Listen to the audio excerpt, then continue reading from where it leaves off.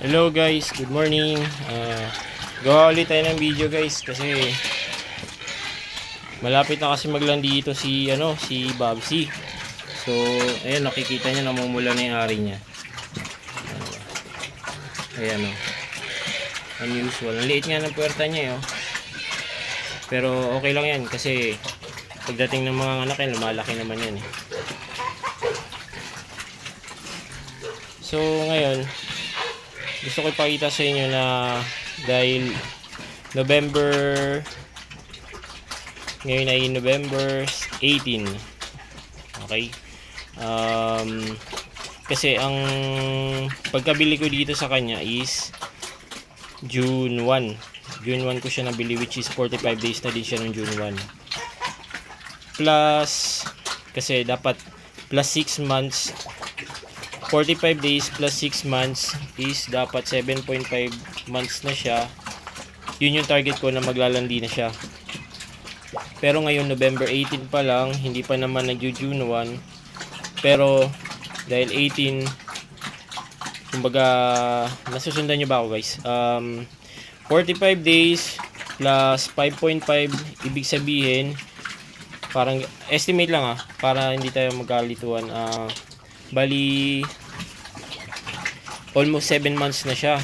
So yan, sign niya na naglalandi na siya. Pero hindi pa puro yung paglalandi niya kasi malakas pa siya kumain guys. Ayan So possible siguro mga ilang araw pwede siya maglandi ng yung talagang magpapahabal na siya. Ngayon hindi pa kasi. So, expected ko talaga dito mga December first week yan. Mga ganyan yan guys. Kasi ang estrus cycle ng isang baboy is 21 days. So, ngayon, November 18. So, kakount tayo ng 21 days. Count natin yan. Bilangin natin. Yun yung next na paglalandi niya. Pwede na siyang pakastahan or AI. Yun ang yun ang tama. Dapat kasi yung baboy mo pag pinakastahan mo saka pina-AI mo, dapat yung landing-landi, yung heat talaga siya para sure tayo na makaka 12 piglets tayo or 10 to 12 piglets. Minsan nga 14 to 16 ganun grabe lang ako dito dahil lang ako 14 to 16 yung piglets kapag ang isang hinain is heat na heat talaga. So ito, maghihintay tayo another 21 days. Minsan kasi guys, yung tamang pagbibilang kasi 21 days, pero minsan kasi katulad nito dahil unang ang paglalandi niya. So ngayon nakita natin siya ng sign dahil namumula yung ari niya. Minsan mga following days, mga 3 to 5 days, minsan may lumalabas din na white, parang sipon. Nag-ano na siya, ibig sabihin may lumalabas sa kanya na parang regla nila. So yun, naglalandi yun. Saka pansinin nyo kapag hindi sinakyan nyo siya, hindi siya pumapalag. Hindi siya pumapalag kapag sinakyan nyo siya sa likod.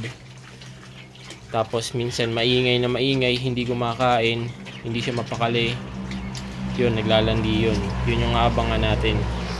So ngayon ito, isang sign pa lang naman, pamumula ng ari. Hindi pa naman yan. Kasi mamamagayan talaga lalaki yan. Yung ari niya lalaki yan. So hindi pa naman siya kumakain pa naman, may gana pa siyang kumain. Marami kasing guys, sign yung isang baboy na naglalandi.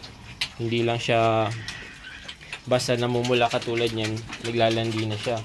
May mga dati akong video na mga silent heater yung mga inahin ko, guys.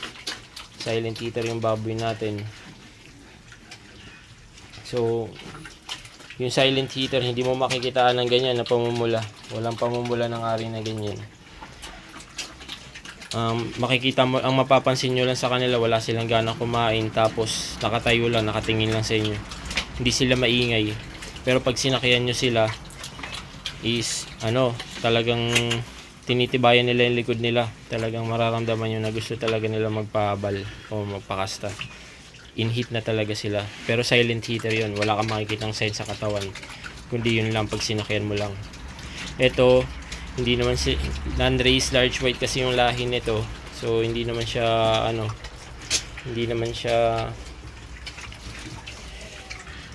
silent heater. So may mga sign tayo na nakikita katulad yan, pamumula ng ari. Minsan may lumalabas na puting likido. Pagkatapos hindi sila kumakain, wala silang gana. Ito may gana pa oh. Maingay yung baboy, iyak na iyak. Yun yung sign na na kadalasan nakikita sa isang baboy. Yun yung kapag hindi sila silent heater. So ngayon ito, ang gagawin muna natin dito is hindi muna natin siya papakastahan kasi for sure hindi pa yan siya magpapakasta. Pero ito, malapit na yan guys. Pwede natin tong i-kalendaryo. Tandaan natin November 18, i-add natin 21 days. Possible yan kung hindi yan mga maglalandi yan mga after 3 weeks, mga ganyan. So abangan natin yun, ikakalendaryo na natin yan para sure na hindi natin makakaligtaan. So mahalaga din yung pagkakalendaryo kasi pag hindi ka nagkakalendaryo, halimbawa marami ka na namang alaga, marami kang alaga, hindi mo matatandaan kung kailan mo sila napakastahan, hindi mo maalala. So mas maganda pag marami kang baboy, kahit isa lang baboy mo, ikakalendaryo mo para sure. Lalo na kapag nagbibigay ka ng mga gamot, halimbawa katulad nito,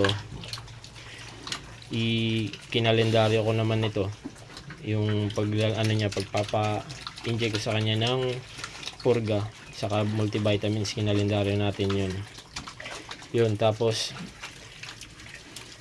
halimbawa nagkasakit siya, pwede natin tignan yung history ng mga medication treatment natin na binibigay sa kanila. Tapos kung kailan sila naglalandi, para kasi guys, bawal magpurga kapag nakastahan na yung baboy nyo kasi sigurado makukunan yung baboy nyo kapag pinakastahan nyo pag pinurga nyo sila na naglalandi sila. Yan. Kaya ako guys, kapag ito katulad nito, halimbawa makakastahan na siya, hindi ko na yung ginagamot guys. Ang ginagawa ko dito, pinapairan ko na lang sila ng ang tawag dito, yung used oil. Binibigyan natin sila ng used oil para which is good naman, okay lang naman. Hindi naman nila nakakain, hindi naman nila nadidilaan yun, saka inaamoy lang naman nila yun. Hindi naman, marami ko na kasi na try na maglagay ng ng used oil sa buntis na baboy. So okay naman, wala namang naging problema, wala namang side effect. So yun, tandaan nyo lang kapag ganyan, mamumula pa lang, unang paglalandi, unang pamumula, hindi pa siya pwedeng magpakasta kasi hindi pa yan heat na heat talaga kumbaga pa lang yan sign pa lang yan na malapit na yun. Tapos make sure na napurga nyo sila bago nyo sila pakastahan, bigyan nyo sila ng vitamins, multivitamins. Tapos kapain nyo yung dede, baka may bukol, kasi kung may bukol kahit naglalandi siya, wag nyo na ituloy. Gamutin nyo muna yung bukol, gamutin nyo muna yung nararamdaman na sakit nila sa katawan nila bago nyo sila ipakastahan or ipa-AI, para sure kapag nagbuntis sila walang magiging problema. So yun lang guys, yun lang yung tips ko sa malapit na maglandi na inahin. So kung mayroon kayong katanungan, pwede nyo kayong mag-comment or mag-comment lang kayo, sasagutin ko naman kayo kagad. Kasi mas maganda mas maganda rin kung meron kayong alam na hindi ko alam, pwede nyo i-comment dito para pag-usapan natin. So share lang tayo ng mga idea natin. So yun, thank you, God bless inyo.